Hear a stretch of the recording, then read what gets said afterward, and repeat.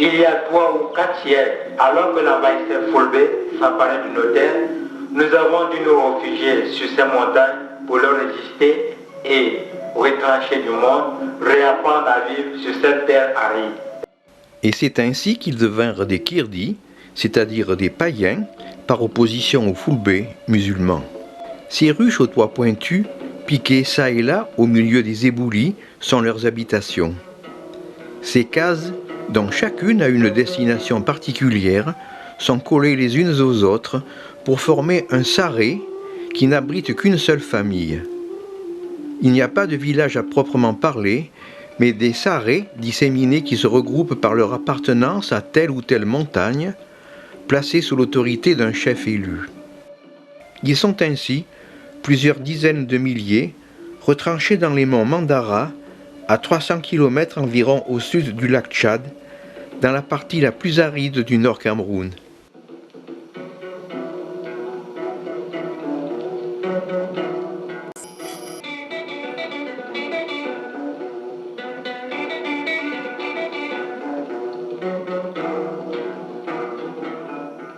Fétichistes, leur vie est profondément pénétrée par leurs croyances, comme en témoignent leurs nombreuses amulettes. Ne dérangez pas ces petits cailloux, cette pierre dans l'arbre, ou ce morceau de poterie, ils ont un but bien précis. Le tam-tam est encore utilisé, mais seuls les initiés savent le faire parler. Pour nourrir toutes ces bouches, ils ont dû rendre productif un sol aride et utiliser chaque mètre carré de terre. Un labeur séculaire leur a permis d'aménager le flanc des montagnes en terrasse pour y cultiver la seule céréale qui accepte de pousser, le mil. Ce mil, que nous connaissons pour le donner à nos oiseaux, est ici leur seule subsistance. Les cannes jaunes sont coupées après la saison des pluies, mettant leur pays à nu, comme vous pouvez le voir maintenant, au mois de mars.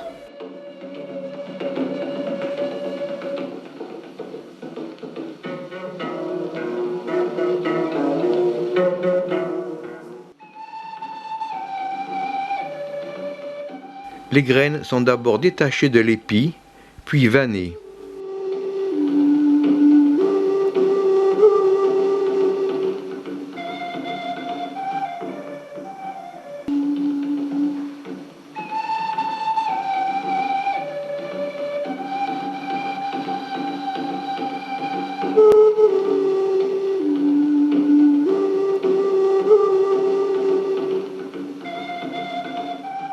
Elles sont alors broyées par les femmes dans l'obscurité du sarré sur des pierres de granit.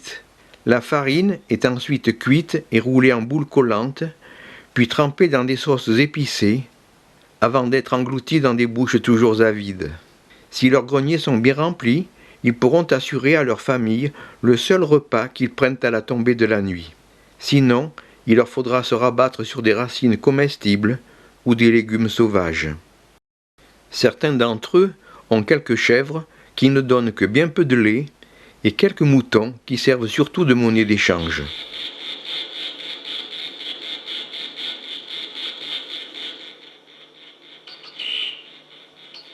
Ce petit monde vorace les oblige à mettre le fourrage et les provisions en sécurité sur des petites plateformes surélevées qui ont l'avantage de leur procurer parfois un peu d'ombre.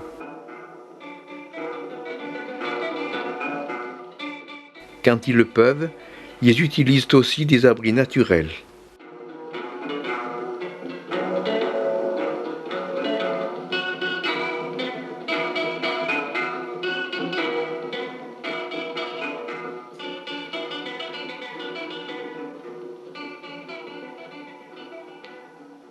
Les Kirdis ont tous des poules qu'ils gardent souvent dans des calebasses pour les protéger des rapaces.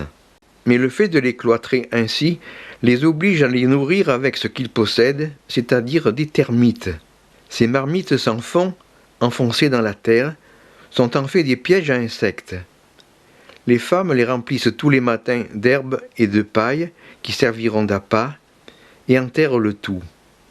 Le lendemain, en revenant, il suffit d'en verser le contenu pour récupérer la végétation et ses habitants. la saison sèche est partagée entre un doux farniente et les servitudes de la vie quotidienne. Les outils utilisés restent encore très primitifs et les Kirdis, ne connaissant pas l'emmanchement, se contentent de la naissance d'une branche.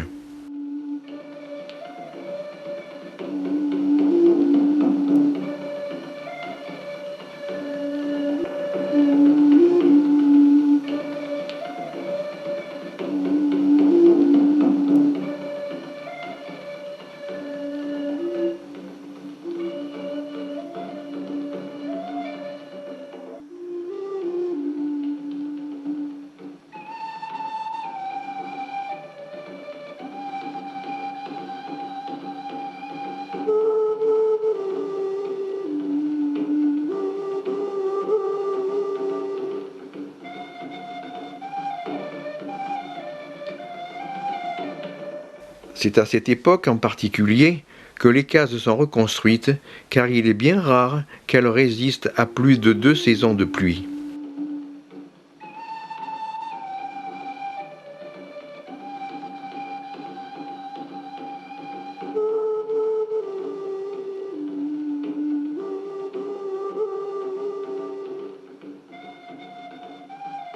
C'est aux femmes que revient la charge des corvées d'eau, cette eau, vitale au sens propre du terme, qui, en saison sèche, est le drame de ce pays. Elles vont la chercher dans les maillots, qui sont les lits desséchés des rivières, creusant çà et là des trous de plus en plus profonds à mesure que l'on avance dans la saison. Au cours de la saison sèche, les points d'eau situés près des sarrés seront tous taris, et les femmes s'en iront parfois à 10 km pour trouver le précieux liquide. Elles attendront la nuit entière pour que l'infiltration soit suffisante, et malgré cela, il leur faudra encore se battre pour avoir leur part, car souvent, il n'y aura pas assez d'eau pour tous. L'air est alors tellement chaud et sec, il n'y a que 3 à 4% d'humidité seulement, qu'il faut boire beaucoup pour éviter de se déshydrater.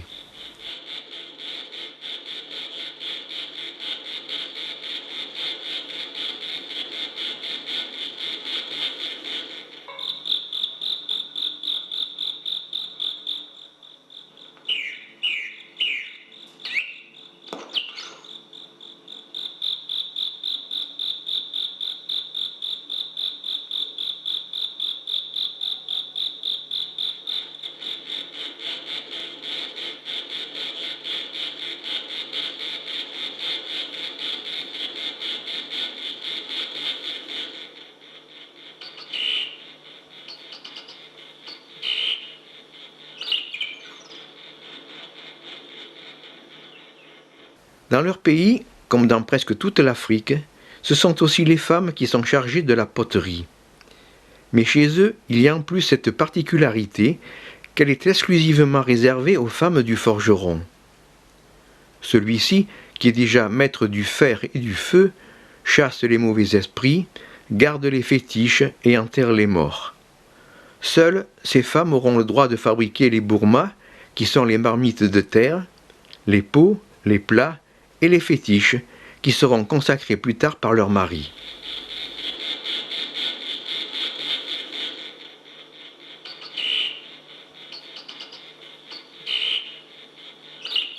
Le tour du potier étant inconnu, la potière se sert d'un plat ou d'une cuvette et l'objet qu'elle fabrique est couché sur un lit de cendre. Il suffit de tourner le plat à la main pour obtenir une forme bien ronde. Les poteries, qui seront cuites dans un feu de paille, seront ensuite vendues au marché, qui est pour les Kirdis le grand événement de la semaine.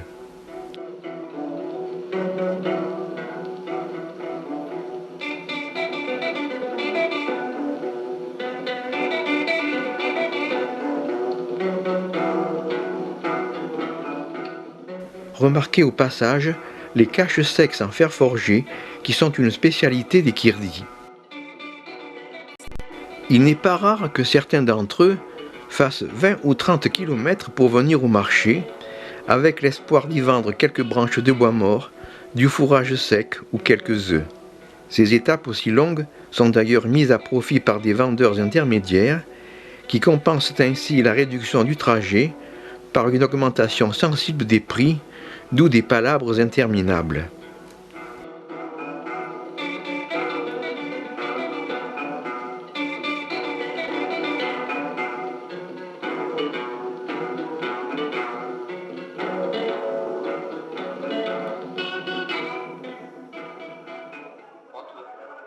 Autrefois, les Kirdis se réunissaient sous un arbre dans leur montagne. Maintenant, le marché a lieu dans le village Foulbé et ils échangent à leurs anciens envahisseurs les produits de leur sol contre des objets manufacturés, des produits alimentaires ou des produits de beauté, car nudité et parure sont loin de s'exclure et le plus souvent s'ajoutent.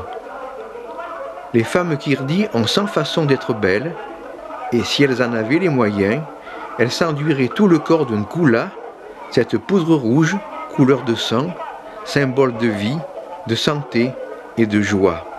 Une autre parure, recherchée par les femmes, consiste à introduire dans la lèvre supérieure ou inférieure un labré, c'est-à-dire un petit disque ou un petit cylindre de quartz poli ou de métal.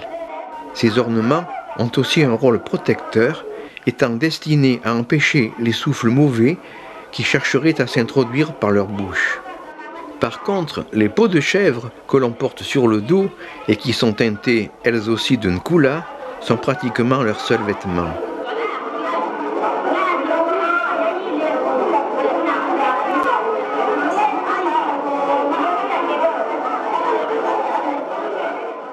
Notons en passant que les réactions des gens devant la caméra sont très diverses. Accord, indifférence, inconscience aussi, mais souvent méfiance, qui se traduit parfois par un refus. Pour beaucoup d'entre eux, on prend encore leur âme en prenant leur image, et certains n'hésitent pas à demander s'il ne leur sera pas fait de mal une fois dans notre boîte.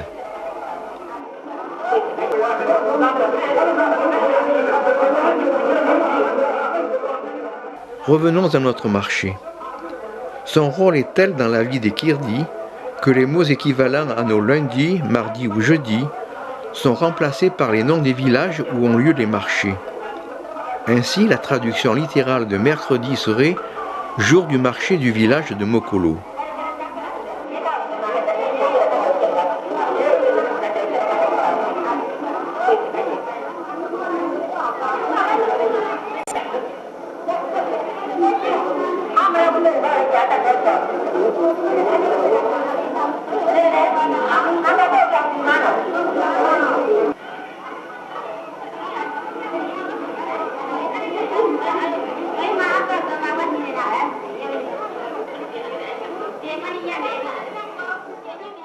Les marchés sont de véritables condensés de tout ce qui est nécessaire à la vie des Kirdis.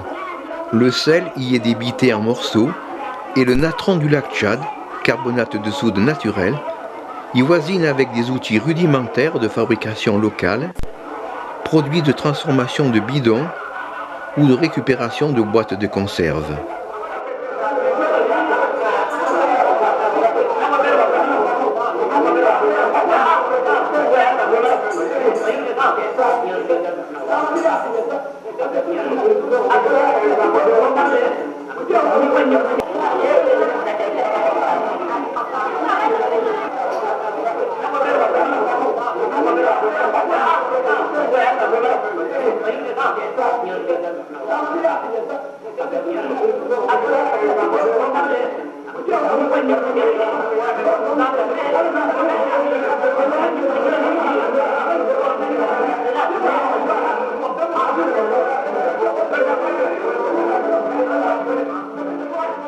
Quant aux jeunes qui n'ont pas à palabrer, ils préfèrent mettre à profit leur agilité naturelle pour aller cueillir quelques baies sur les arbres au pied desquels se tient le marché.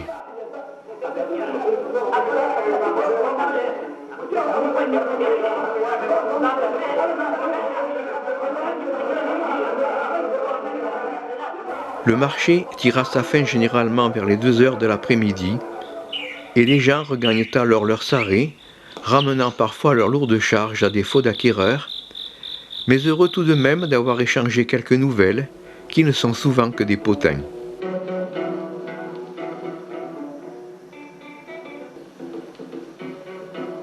Puis la vie reprendra avec le soir qui tombe. C'est l'heure où la grosse chaleur passée, hommes et bêtes commencent à sortir, tandis que les ombres s'étirent, fatiguées de leur journée. C'est l'heure de l'amitié, des réunions intimes, des confidences amoureuses.